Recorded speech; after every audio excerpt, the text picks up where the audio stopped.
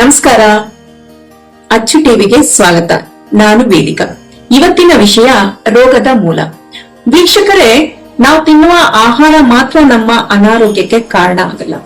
ನಮ್ಮ ಮನಸ್ಥಿತಿ, ಜೀವನ ಶೈಲಿ ಕೂಡ ಕಾರಣ ಆಗುತ್ತೆ.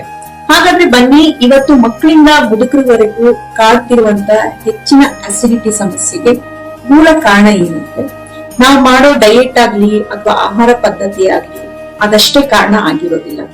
ನಮ್ಮ ಸ್ವಭಾವ, ದೈನಂದಿನ ಚಟುವಟಿಕೆಗಳು ಇದು ಕೂಡ ಕಾರಣ ಆಗಿದೆ.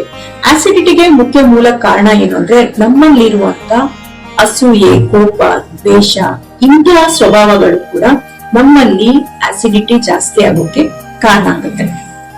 ಕೊನೆಯದಾಗಿ ಬ್ಲಡ್ ಪ್ರೆಷರ್, ರಕ್ತದೊತ್ತಡ ಅಥವಾ ಬಿಪಿ ಇದು ಕೂಡ ಜನರಲ್ಲಿ ಕಾಣುವಂತ ಸರ್ವೇ ಸಾಮಾನ್ಯ ಆರೋಗ್ಯ ಸಮಸ್ಯೆ ಆಗಿದೆ.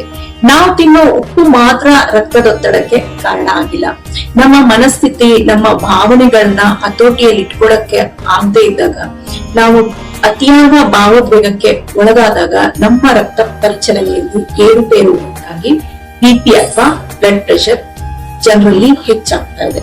ಇನ್ನು ಅಸ್ತಮಾ, ಶ್ವಾಸಕೋಶಕ್ಕೆ ಸರಬರಾಜಾಗುವ ಆಮ್ಲಜನಕದ ಅಡೆತಡೆಯಿಂದ ಮಾತ್ರ ನಮಗೆ ಶ್ವಾಸಕೋಶದ ತೊಂದರೆ ಅಥವಾ ಅಸ್ತಮ ಉಂಟಾಗ್ತಾ ಇಲ್ಲ. ನಮ್ಮ ದುಃಖಭರಿತ ಭಾವನೆಗಳು ಕೂಡ ನಮ್ಮ ಶ್ವಾಸಕೋಶವನ್ನು ಅಸ್ಥಿರಗೊಳಿಸುತ್ತದೆ.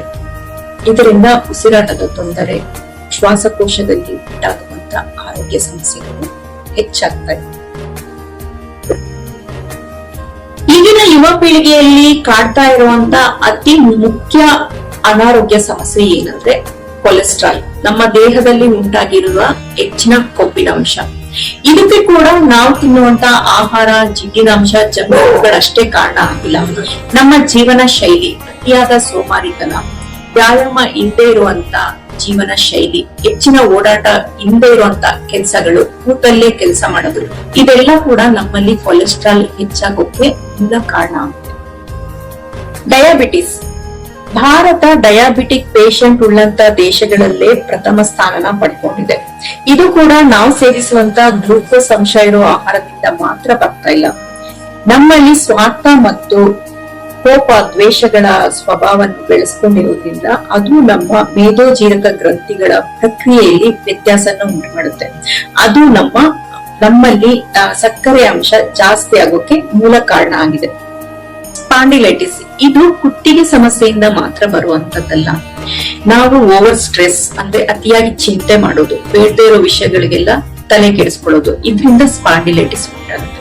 ಸೊ ನೋಡಿದ್ರಲ್ಲ ಯಾವೆಲ್ಲ ಮನಸ್ಥಿತಿಗಳು, ಯಾವೆಲ್ಲ ಅನಾರೋಗ್ಯಕ್ಕೆ ಕಾರಣ. ಇದರಿಂದ ಎಲ್ಲ ನಾವು ಮುಕ್ತರಾಗಿ ಬದುಕಬೇಕು ಅಂದ್ರೆ ಒಂದು ಒಳ್ಳೆ ಜೀವನ ಶೈಲಿನ ರೂಪಿಸ್ಕೋಬೇಕು.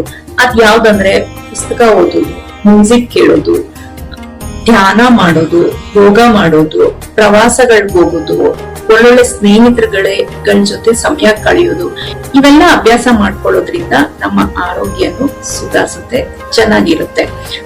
ಖುಷಿಯಾಗಿರೋದು, ಬೇರೆಯವ್ರನ್ನ ನಗ್ಸೋದು, ನಾವು ನಗ್ತಾ ಇರೋದು, ಇವೆಲ್ಲ ಅಭ್ಯಾಸಗಳನ್ನ ಬೆಳೆಸ್ಕೊಳ್ಳೋಣ.